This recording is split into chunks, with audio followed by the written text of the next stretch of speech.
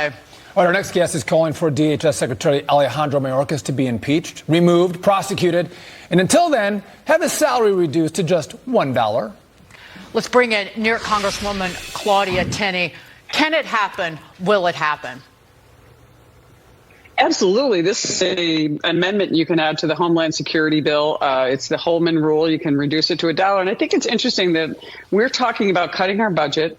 We don't want to cut the resources that our border security needs, but what we can do is cut the salaries of the people who are derelict in their duty, and that is Mayorkas. And I think we can reduce him to $1. And I know sometimes it looks like a show, but this is, if we could take all the bad players in the Biden administration and reduce their salary to $1 without hurting the good people who are working toward the goals and understanding what's happening. You know, you're showing all this at the southern border. Those people are getting to New York as well. We've had cases of tuberculosis. We've had rapes, murders. All this is happening in upstate New York with illegal immigrants because Eric Adams, the city mayor, the mayor of the city of New York, is continuing his sanctuary city policies. Our governor, Kathy Hochul, continuing sanctuary city policies, giving incentives to bring even more people in by raising our taxes to over $1 billion just in this cycle. It's going to cost even more.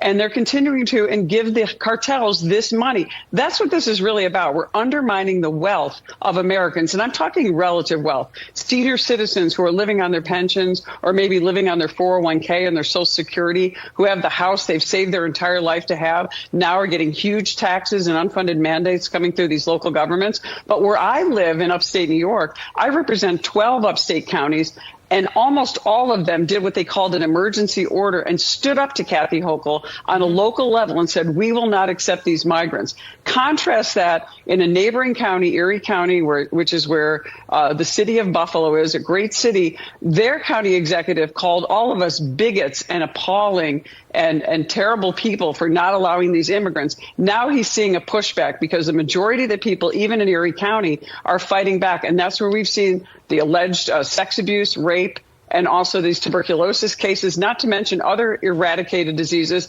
that could have been prevented if we were allowed to send them back under Title 42, a public health statute that was eviscerated and canceled under President Biden and Secretary Mayorkas. You know, Claudia, you mentioned your governor, Kathy Hochul. Back in 2021, she sent this message out to the world. Watch. We want people to come here. We say you are welcome here. You're welcome with open arms, and we'll work to keep you safe. We'll not only house you, but we'll protect you. Now, that message was clearly received by the more than 100,000 migrants that have flooded into New York State in recent months. And now it seems like the governor, she's singing a little bit of a different tune completely. Watch her now. We have to also message properly that we're at our limit. If you're going to leave your country, go somewhere else.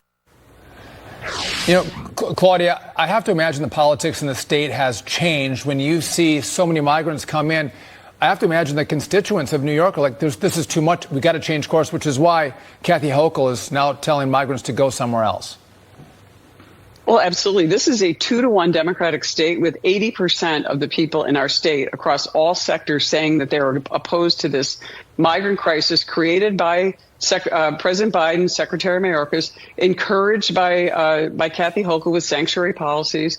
And remember something, Kathy Hochul, all of these people are coming in, and who's paying for the hotel rooms? Who are the people that are the contractors, the food, the resources, the medicine, the diapers, everything, the hotel rooms? We're displacing students from State University of New York. Students had to wait for migrants to be evicted from their dorm rooms so they could go and start their state college time. This is insane, not to mention the fact that not only are the students paying for all this, we have people in assisted living centers who have been displaced because guess what? We can't pay $49 a day to help someone, a senior in assisted living, but we can pay up to $250 to $300 a day to put an illegal immigrant who likely, in more cases than not, as you know, Sean, does not have a legitimate asylum claim.